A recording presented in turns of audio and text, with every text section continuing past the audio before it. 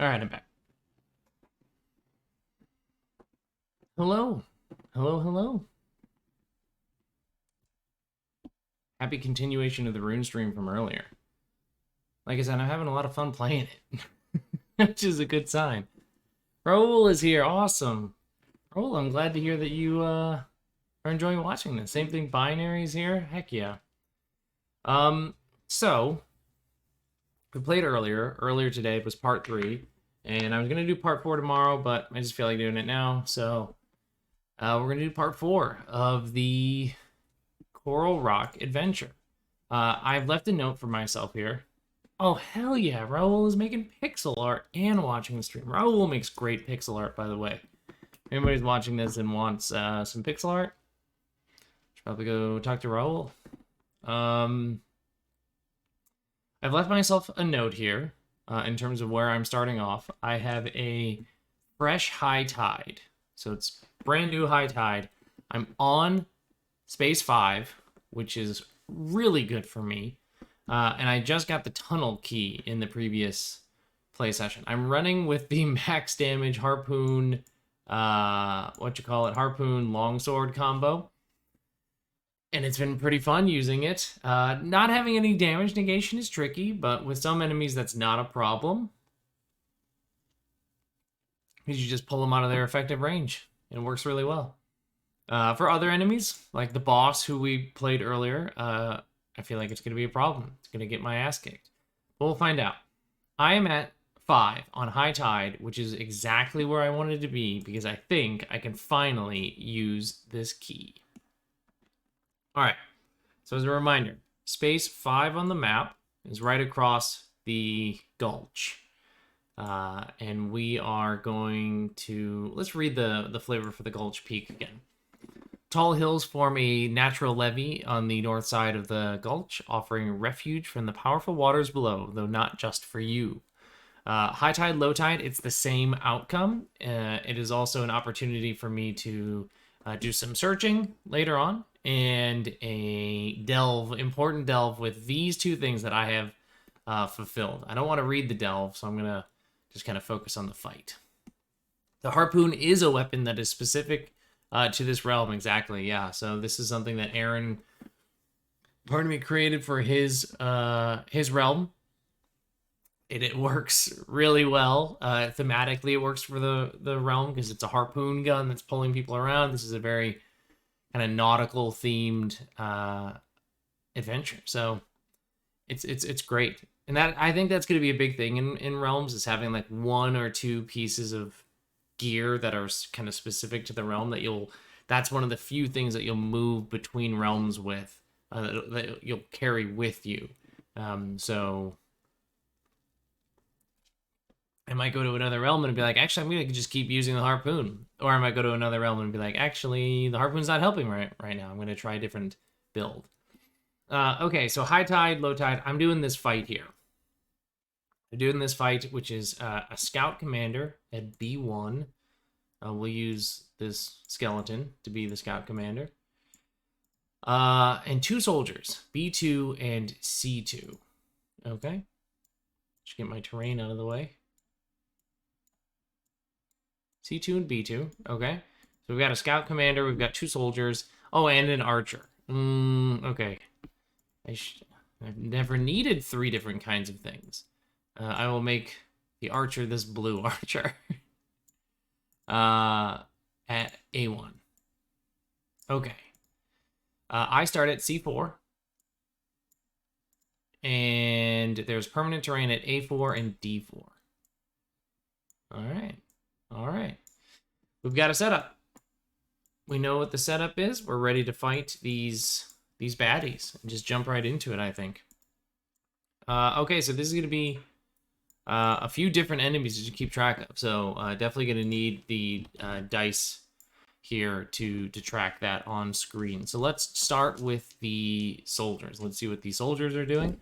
There's a 6 and a 5. Okay, I know what both of those things are for soldiers. I'm used to fighting soldiers at this point.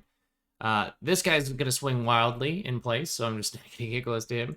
This guy's moving closer, blocking 1, doing 1 harm. very familiar with soldiers at this point. I should also just go down to the cards so that I have them. The archer, let's do the archer. They also got a 5.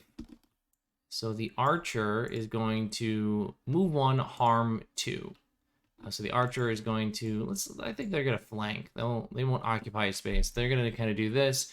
I am within the archer's range, and they're going to do 2 harm. So right now I've got 3 harm coming my way. The scout commander. Okay, scout commander. I haven't read this one yet. And I should probably track some health. Scout commander has a health of 6. They have a range of same and adjacent. Their special is the first harm the player takes each turn is increased by 1. The first harm that's taken each turn. So normally harm all happens at one time. I know Aaron released an update for this, and I didn't look to see if this... I know the Scout Commander is mentioned in the update. Let me see what it is. Just the Scout Commander's actions clarified that other enemies aren't required to move with its last action. Okay. Well, since you only take harm once per turn anyway, I think you should be fine. I think I understand this. Okay, what does the Scout Commander do? I haven't rolled for them yet. They got a 5 as well. What the heck? Everybody's getting 5. Move 1. Every other enemy has +1 move this turn. Oh, okay. So they're going to move 1. And then everybody else is also going to move 1. Even the guy that's flailing. That's not good for me. Okay, that's devastating. That's really powerful. That's really powerful. That's good. That's a really good enemy. That enemy makes sense. Okay, I do not want to get in range of this 6 because this guy's doing a bunch of harm. He's doing 3 harm. I really don't want to get next to him. This guy's only doing 1. He's on top of me, so he's doing 2. This guy's also doing 2. So I've got 4 harm coming my way. And no damage negation on my side. So here we go. Let's roll it up. I got a 5 and a 3. 5 and 3. What can we do with a 5 and a 3? Okay, well, it gives me enough to move 2, which could be extremely beneficial. I think I'm going to move all the way up to this archer and just kill them. I think that's exactly what I'm going to do. So I'm going to do that. I'm going to do that. Yeah, I mean, the harm 3 on this is pretty powerful. But if I can just avoid a turn of taking no damage, I think that's more important than a nuke attack. So this gives me 2 move. So I'm going to occupy the same space as the archer. I'm dealing a total of 3 harm to them, +1, which is more than enough to kill the archer. Oh, hey, I'm spinning. So I kill that archer. That's great news for me. This guy swings around. This guy swings and misses. I'm gone. And the Scout Commander didn't do anything besides send his goons after me. So, all right. I'd say that's a pretty good turn. I was really worried for a second there, but I forgot that I have a pretty decent amount of movement with the harpoon. I'm used to like the smaller range of movement that I get with the shield. So, hey, Mike Reedman just texted me. The famous artist and graphic designer of Slayer's Almanac. All right, let's see what the things are going to be able to do. Yeah, actually being able to move twice because you don't have the death penalty is really nice. It's super nice. Like, I feel dangerous now, right? Like, when you have the death penalty from this particular realm, it's the first fight it's hard. It's really hard. You're just gonna, you're gonna get your ass kicked. And that's just the reality of it. But this is nice. I feel mobile. Okay, so let's see how our soldiers do. We'll go top and then bottom. 4 and 2. I'll just swap them out as I see them. 4 and 2. Okay, so I know 2 is move 1, do 2 harm. Got it. 4, I think, is also that. Yep, okay. So I've got the soldiers kind of encircling me here. I've got 4 harm coming my way from soldiers. Let's see what the scout commander gets. A 2. Move 1, harm 1, block 1. Okay. Okay. Cool. Okay, so they're going to occupy the same space. So I can't get on this space and nuke them. So my goal is to move onto this space and nuke this person, assuming I can roll pretty well. I feel really confident not having the death move or death penalty on me with these weapons. It'll be interesting to see how it goes against the boss. 4 and 1. I say like I'm confident, and then like nonsense like that happens, and I roll really poorly. Okay, 4 and 1. The 1 is simply not doing anything for me. So yeah, I mean, I could stay here and pull 1 in, but that seems not ideal. I mean, I kill a soldier if I sum these to 5, but then I take all the harm. I take 5 harm. That's no good. Moving seems much more important. So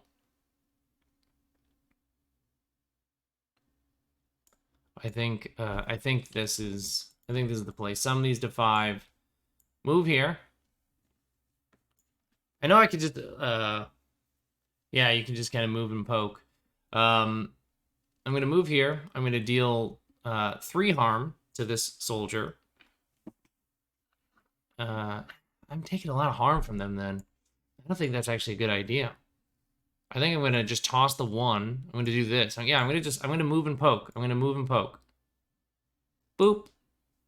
And then I'm going to just throw my harpoon at this fool and just tag him. Tag him. I think what I got to do. There's no reason for me to take the 3 harm to not kill that other guy. So play smart, Spencer. Play smart. All right, let's do it again. Soldier top, soldier bottom. 1 and 2. 1 and 2. Well, I know what that is for both of them. They're moving closer. Moving closer and dealing a lot of harm. Now I'm surrounded. Our scout commander gets a 4. Not sure what that is yet. Haven't seen that one. Move 2, harm 2. Okay. So he's going to be on top of me. So I've got a bunch of harm. If I don't move, I've got a bunch of harm coming. I've got 4, and then this is actually 3, so it's 7 harm coming my way if I can't get out of this position. So really got to hope that I roll some good movement here. 5 and 5. Okay. I feel like that's like perfect kind of movement for me. So I just assign them because there's no thinking about that. I've got 1 move. Ooh, so I do only have 1 move. I have 1 move, but I'm dealing a shit ton of harm. Actually, enough harm to kill the dude. So I think I'm going to do that. So I'm going to move 1. I'm going to lure this guy in. I do 5 harm plus 1 with for being in the same space. That's 6. That's enough to kill the scout commander, but I will take 3 harm from them. And that's okay. That's okay. I accept that. I accept that fate. Okay. That's not bad. I'm literally cornered, but I think it'll be okay. It'll be okay. It's so interesting. I thought the 5 was going to be really good for movement for me, and then I realized that like 5 is just the nuke option for the harpoon. Let's go left and right, soldiers. 1 and 4. All right, they're both doing the move 1, arm 2 trick that we have seen in the past. Now I'm literally cornered. So let's see how I can do to get out of this corner situation. 6 and 2. 6 and 2. Okay, 6 and 2. That does give me enough movement to get out of both of them, which I think is the thing to do, rather than taking the nuke option. If I took the nuke, if I did this, I'm not moving. I'm taking all that harm. That doesn't seem like a good idea at all. So I think I want to do this instead. It gives me 2 move. And I'm also dealing a lot of harm. So I'm going to do that. I'm going to do 2 move. I don't need to do the lure. I'm doing 4 harm, which is enough to kill the soldier. I am taking 2 from them. That's not bad. All right, I'm at half health. I mean, maybe it is bad, but it's gonna give me options. But I did it. I killed the soldier. Okay. Next is the last round. I say it's the last round every time because I think I could have killed this person. 5. Move 1, 1 harm, block 1. And I do enough to kill them. Probably not with a 4 and a 1. 4 and 1. Well, actually, I can just really poke them from super far away, which is exactly what I'm going to do, right? I'm going to make these a 5. I've got the range. So it's 3 harm, -1 from their block. So they have 2 health left on the last soldier here. Harpoon is so good when I can actually move. The soldier gets a 5. So they're going to... oh, actually, the 4 is not a block 1 for a soldier. Yeah. And still move 1, but it's actually, they're taking all that harm. Sweet. Now this is the move 1, block 1, attack 1. Up. And all I gotta do, dance around them a little bit. 4 and 1, I got literally the exact same thing. Oh, that's actually not enough because of the block that's going on here. 4 and 1... because I don't want to take harm. I definitely don't want to take harm. So I want to get away from this thing. So if I move it, if I sum these to 5, I'm taking harm. If I sum them to 5, I'm going to take harm again. So I'm actually going to just do this. And I'm just going to do 1 harm that gets blocked. It's me. I'm just kiting right now. Just kiting. All right. Soldier gets a 3. It's a move 1. 2 harm situation. I just got to get the right, but yeah, just exactly, just treading water right now. 6 and 1. Oh man, 6 and 1 is not good for me either. That's another, I'm just treading water again because I'm going to take the 6, put it here, and just dip the 1. I can't roll 1s. The 1s are the thing that are screwing me right now. If I can stop rolling 1s so I can get enough. So yeah. I'm just going to tread water again. Enemy gets a 3. So they're just chasing me. They're just chasing me back and forth here. And really, we're just kind of drawing out until I roll good enough to kill this thing. I got a 6 and a 2. That's enough. That should do it. So the 6 and a 2, I can go like that.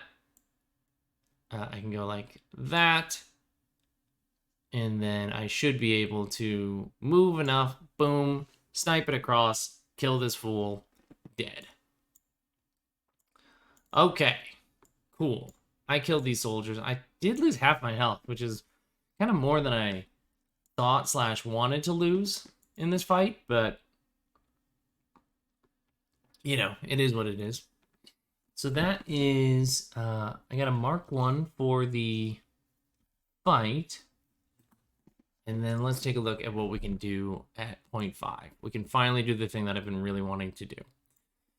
Delve. Okay, so Delve requires lore 4. I have a lore 4 and the tunnel key. And I have the tunnel key. I can do both of these things. Or I have both of these things. You notice an unnatural stone slab set in the side of a hill with an odd hole bored into it. Using the key, you unlock the door to a hidden tunnel that runs directly under the gulch. Now we're talking. You can now travel freely between the giant statues in Gulch Peak, which is where I am right now, without having to take any other actions. Oh my god, that's amazing. That's amazing. That helps so much. Because if you didn't know, when you traveled between 4 and 5 to cross the gap, you either just had to lose health because you were drowning, or you had to fight some eels. And now I don't have to do either of those things. That's super great. Yeah, I can just go back and, hey, leave it. Crazy dog. Yeah, I'm just going to go back and heal. But I am going to do there's one other thing I can do at this spot. Oh, I need to mark this. So that's done. I can, because it's high tide, I can search, and I will do that. I will grab these. spare rations. Regain 1 health at any time during exploration. So I can get a little health back, which is really nice. Okay.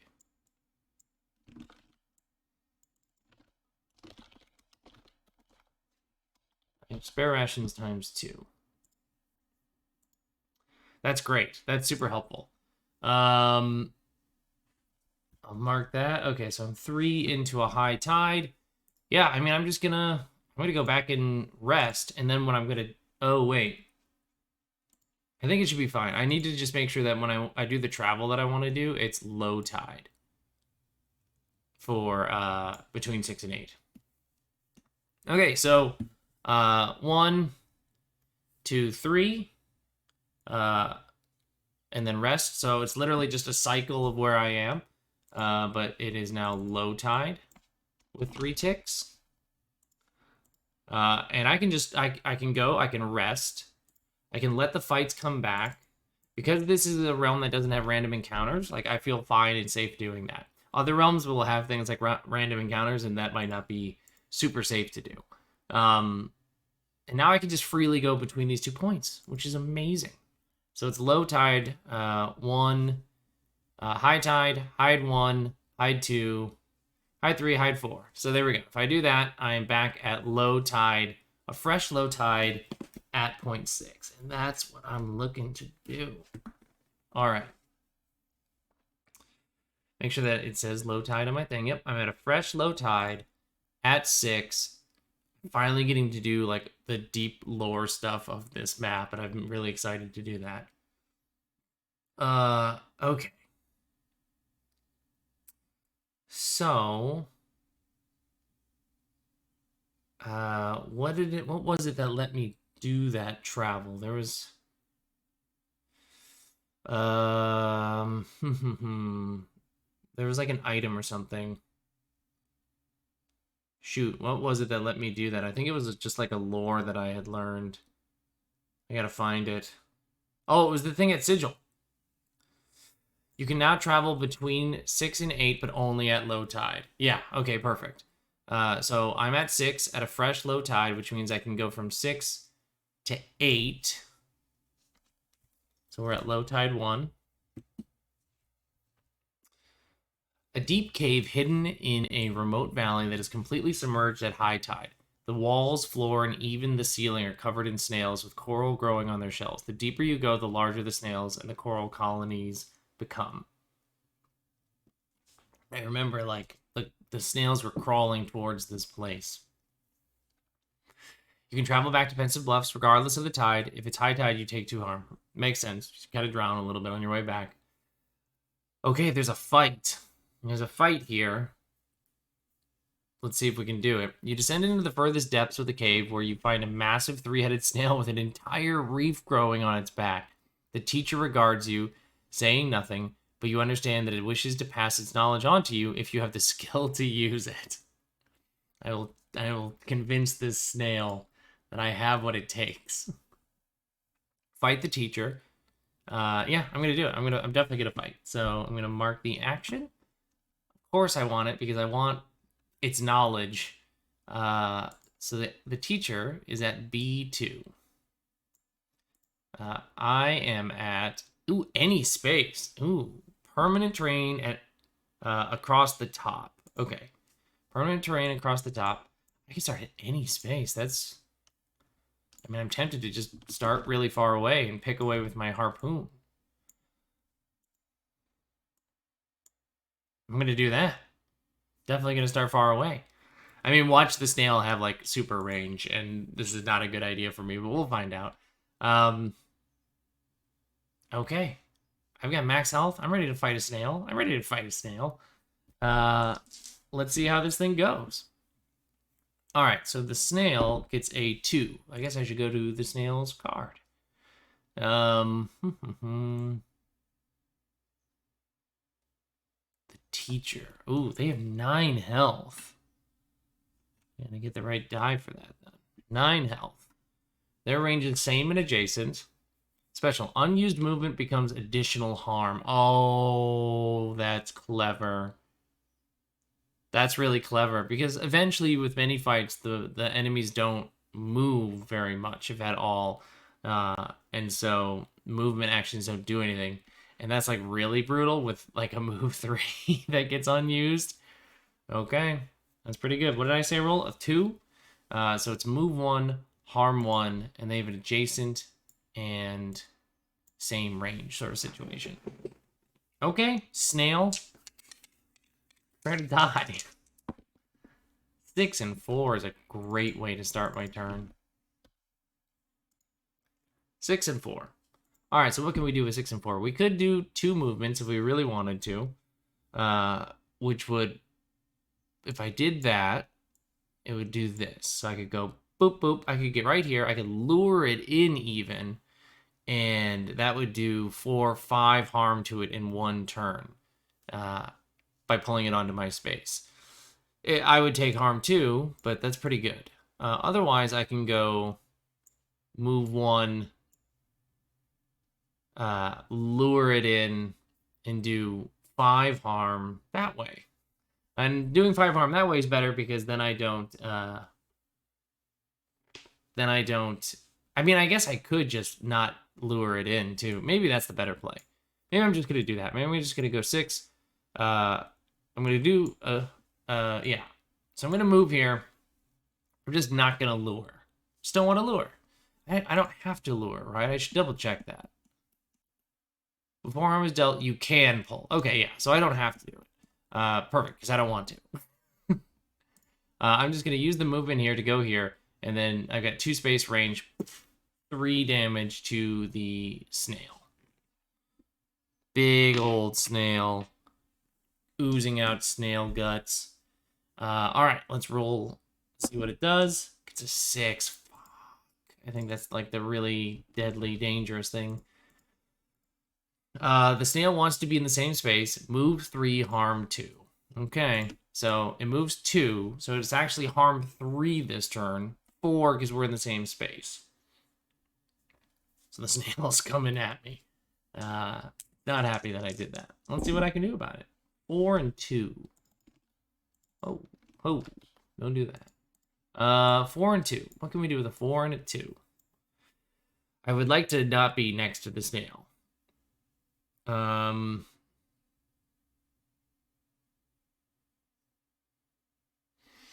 So 4 and 2, I can go like that, which is not particularly good. That just moves me 1, and I can just kind of do a little bit of harm to it. But if I go like that, I can move 2. So I can go boom, boom. Yeah, I can go like this, move 2, lure it in. I don't want to take the harm at all. Why would I even take the harm from this thing?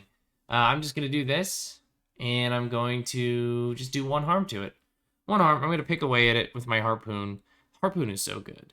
Harpoon is so good. Ranged is so good in this game, it turns out. Ranged is really good in tactics games. What an idea.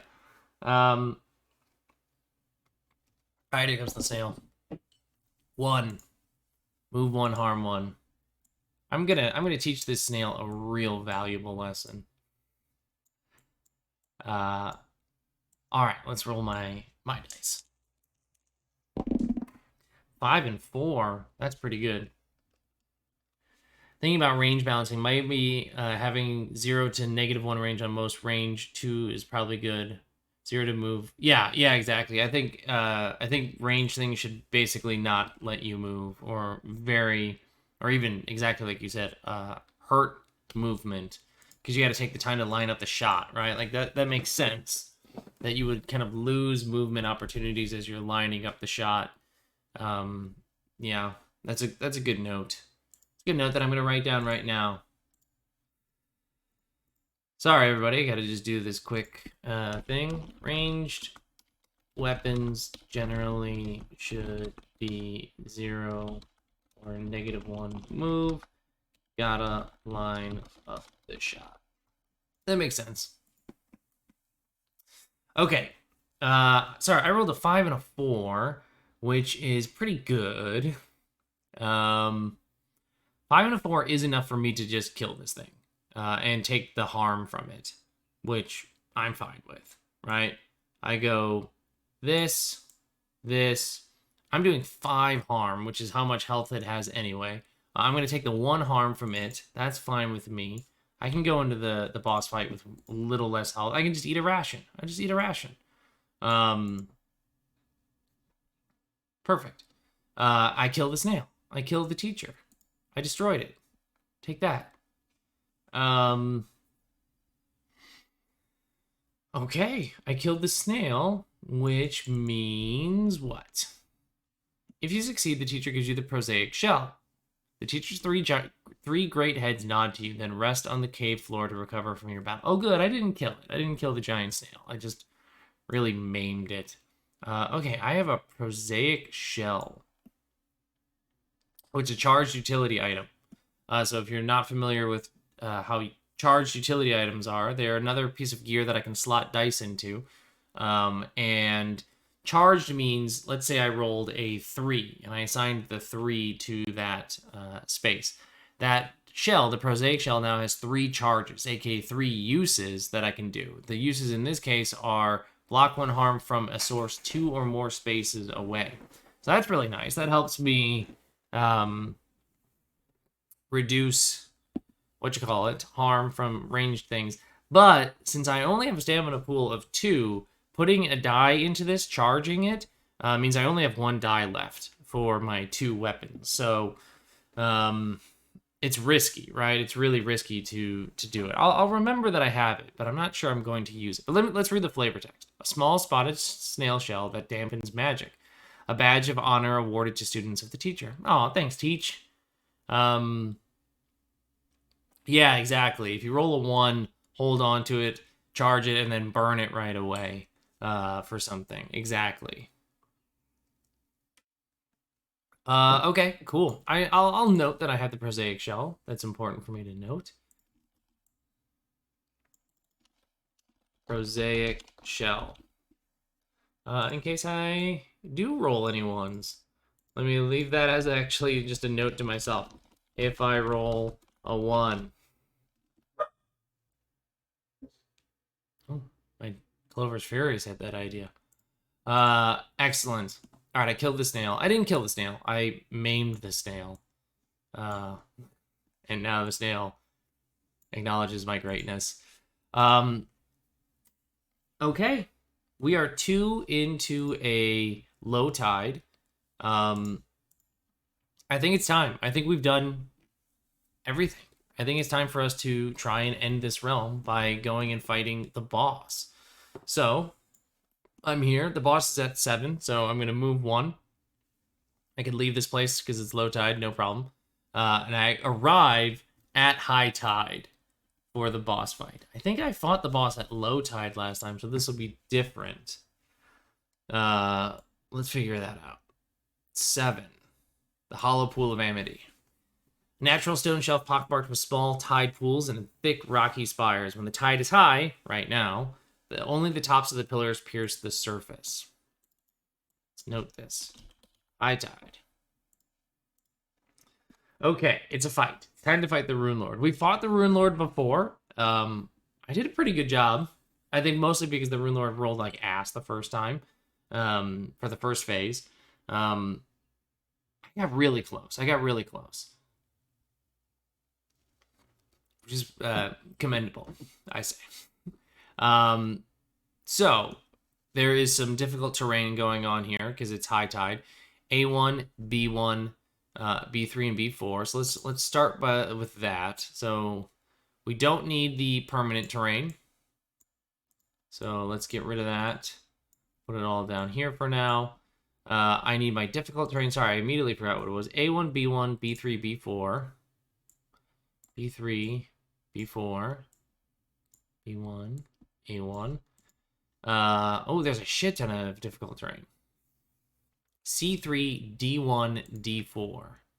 C3, D4, D1. Okay, so there's a bunch of difficult terrain going on. A bunch of stuff that's going to slow my movement on the map. I start at A3. A3. Okay, so I start here, and As a reminder for folks who either forgot from earlier today or just skipped this VOD, I get to skip straight to the boss because I skipped this first wave of fighters. I skipped this second wave because I have a lore of 4+. I'm going straight to the half-giant Maribor, who starts at C1. Let's use the soldier. C1. Okay, so we've got difficult terrain. As waves crash down all around you, a massive rusted anchor erupts from the water and slams into the rocks. The chain goes taut, and a hulking 10-foot tall figure covered in a spotted shell-like carapace, entangled in seaweed, pulls itself onto dry land. This half-giant, Maribor, the Rune Lord, and the last of his kind remaining on a coral rock, turns his gaze on you. Actually, I'm just realizing now in the second reading of this that all these giant statues are of actual giants. Like, they're not just big statues, but this is saying half giant, last of his kind here on the coral rock. I just realized that the giants, those are actual, like, the giants. Those statues are probably to scale, as opposed to being gigantic statues. It's hitting me now. World building. Okay, so I don't need to worry about reading any of this right now until I reduce Maribor to 0 health. So we are at the start of a new fight against Maribor. Let us begin, everybody. Boss fight time.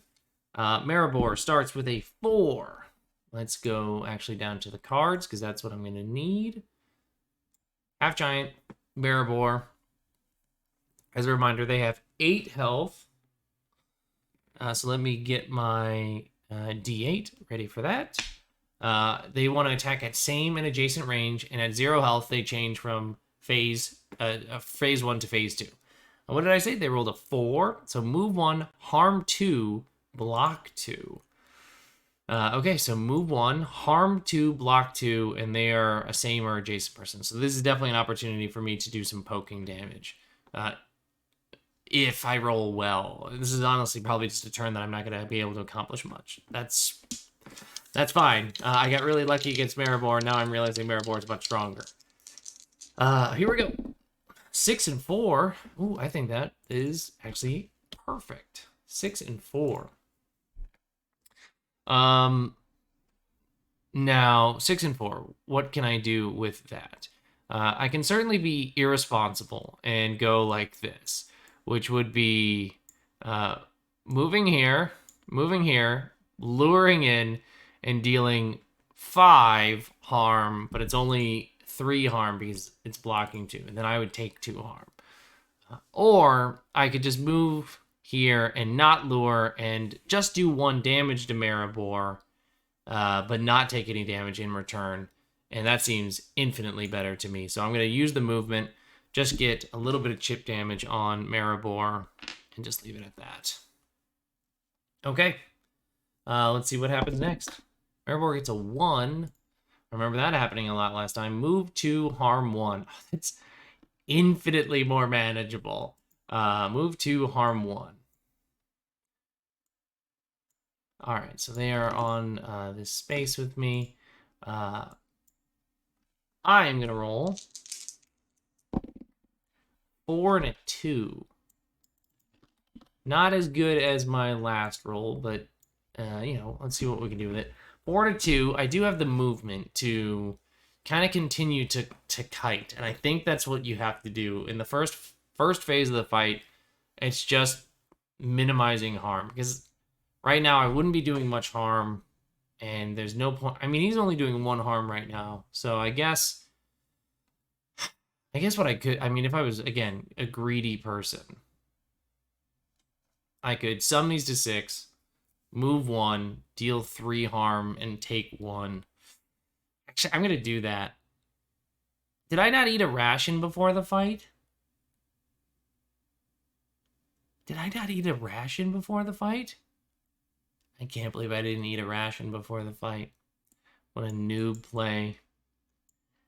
Everyone's watching this just going, what a scrub. All right, I'm going to do this. Move 1. And I'm going to deal 3 harm to Maribor. Brings him down to 4. And I'm going to take 1 from him.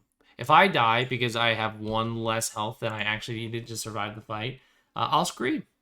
I'll scream. And I'll delete this PDF and I'll erase RUNE and we will just never play. Nobody will get to play it. That's exactly what will happen. Okay. Maribor. Rolled a 1 last time. Keep doing that, Maribor. 3. Does 3 kick into a new tier for Maribor? Nope, it's the same thing. Okay. Moves here. Just doing 1 harm. I love this. This is good for me. This is really good for me. 4 and 1. Hey, there's that 1 we were talking about before. But I'm actually not... I'm not going to do it. Here's what I'm going to do. I'm going to sum these. Make this a 5. This is enough harm to kill Maribor's phase 1. I take 2 harm. But I'm going to do it. Okay. Maribor is going to reset. I think they have 8 health again. We'll read it in a second. All right. What happens to Maribor in phase 2? Pretty sure they just go to it, but let's read it double check. Oh yeah, the whole terrain changes. When reduced to 0 in health in his first phase, Maribor hurls his anchor, demolishing the battlefield around you. Remove all terrain in which 2x2 corner you're in. Okay, so it's this upper left corner. So we're gonna get rid of this. We're gonna get rid of this. And place permanent terrain on the left-hand spaces of that area. So this area is now permanent terrain. If you were in either of those spaces, move 1 to the right and take 2 harm. And then they go into their phase 2. Thankfully, I wasn't in one of those spaces, so I'm not going to take any harm. Maribor's armored, seaweed-wrapped hands start to glow with magic. Right on top of you, Maribor. Let's do this thing, you clown. My 6 health versus his 8. Let's see how this goes. Okay, here we go. Maribor gets a 5. Move 1, harm 1, space adjacent to the target becomes difficult terrain. Ooh, that's fun. Okay, so he's not going to move because he's at the shortest range, and he actually has range now. This is something to note. And he's actually really good at blocking things from 2. Does he have a prosaic shell? Because isn't this exactly what the prosaic shell does? Block 1 harm from a source 2. Oh, maybe Maribor has a shell. Aaron. I know you're not watching this right now, but when you do, I think that's super clever. I think that's unbelievably clever. How cool is that? I read that, and then maybe this isn't even Aaron's intent, but I read this as you read the lore of Souls games. You interpret it through your own eyes. I interpret this as Maribor has a shell. Now, does Maribor have a shell by force and took one from the teacher? Does Maribor have a good relationship with the teacher? I don't know. Like, if Maribor is in good with the teacher, is the teacher going to be pissed that I killed Maribor? Pretty cool. All right, this is telling me that I don't want to be far away from Maribor. I'm going to just be brutal and up close against him. Move on, harm 1. So he's not going to move. He's already on top of me. Harm 1, and a space adjacent to me becomes difficult terrain. I mean, obviously, he's going to make the space immediately behind me difficult so that this just becomes a wall. And he's a bully. So, okay, I've got 2 harm coming my way if I don't move. I rolled Snake Eyes. Which I think happened to me last time I was fighting Maribor. I rolled Snake Eyes last time, pretty sure. Okay, that's horrible. Rolling 1-1, then it goes into the prosaic shell. Rolling 2, that's a nightmare. Obviously, I'm not going to sum them to do this. I'm going to sum them to get my harpoon movement so that I can at least not be on top of this fool. and I'm going to do one to Maribor. Maribor's going to do one to me. That's not ideal, but at least I got away from him. Wow, Snake Eyes killing me. No, wait, I think Snake Eyes is what killed me in the eel fight. I don't remember, but I had a really brutal Snake Eyes at one point. Okay. That was mean. Let's see what Maribor does this time. 6. Oh, harm 3. Okay. So he's just gonna... Oh, these are both 5. Oh, shit. Binary, I think you might have been talking with Aaron about the interpretation of this earlier. I don't remember what he might have landed on in terms of the 5 being here or here. I just realized that. It is probably supposed to be fixed. I have the version 2. I don't have the version 3 downloaded. I can see if I can quickly find it. I'm gonna pull it up right quick. Hold on, folks.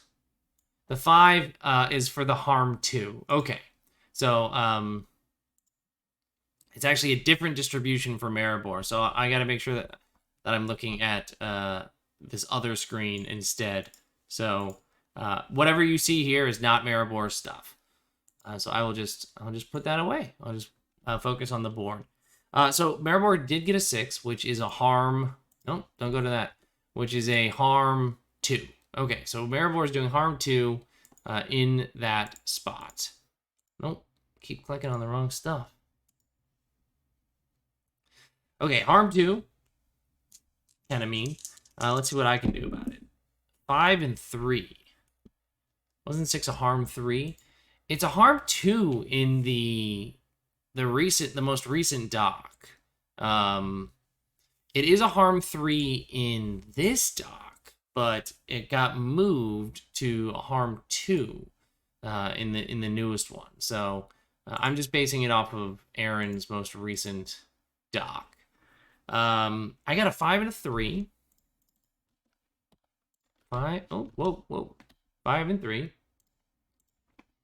Let's see here. That's a lot of harm on my part if I wanted to.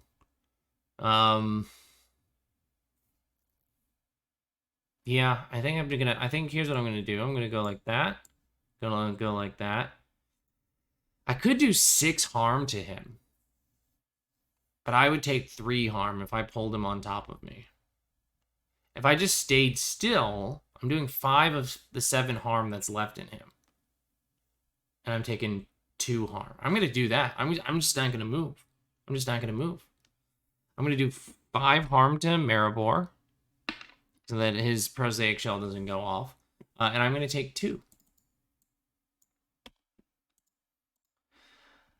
Okay, I'm getting, you get that when you're fighting like a Souls boss and like they're really low health and you're like, I think I can do this. I think maybe I'll even be a little bit aggressive, and then it like immediately backfires on you. You get killed by a combo that you weren't ready for. I sense that coming. Well, we'll find out. Maribor. Another 6, so that's another one of these harm 2 standing still things. I think that's gonna be exactly what I needed to see. 5 and 2 on my part. I just need to do 2 harm to him, which I can pull off. Boom, I do that. I can even do it like this. Doesn't really matter how I do it. I'm doing enough harm. Killing Maribor. I am taking 2 harm, but I survive with 1 HP. That feels amazing. That feels really good.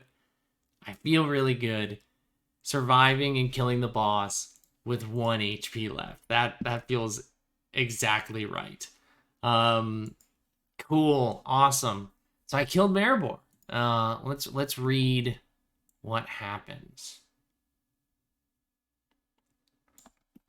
Okay. Slaying half-giant Maribor. The water on the shelf pulls back with the waves, then continues to recede. All around the peninsula, the tide begins to stabilize. At the same time, the half-giant's magic-resistant body cracks and begins to turn to stone, and you feel a thrum of power as its rune beckons you. Wait a minute, it's turning to stone. All those other giants statues aren't statues. They're giants that have turned to stone because they've been killed?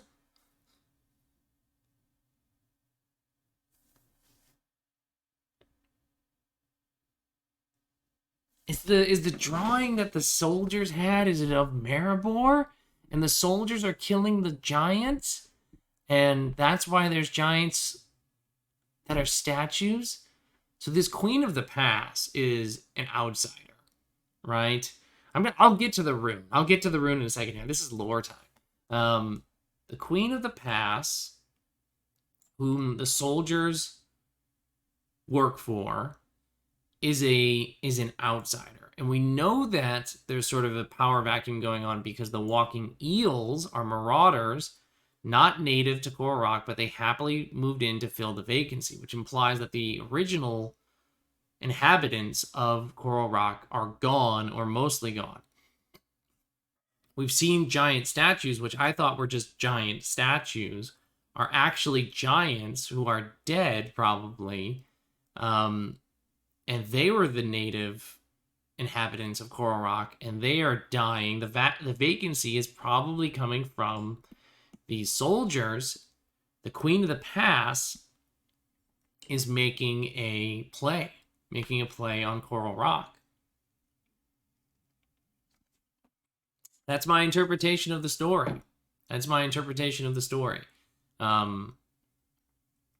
Which is probably my favorite part of RUNE right now, is trying to come up with the story with the little tidbits that you get and making it your own.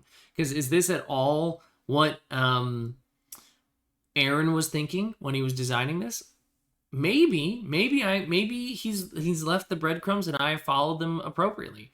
Maybe he didn't even have a plan and I'm putting this together just out of nowhere. Or maybe he had a totally different interpretation and this is just where I landed. And all of that is cool. Every single one of those is cool. Fuck, that's really cool.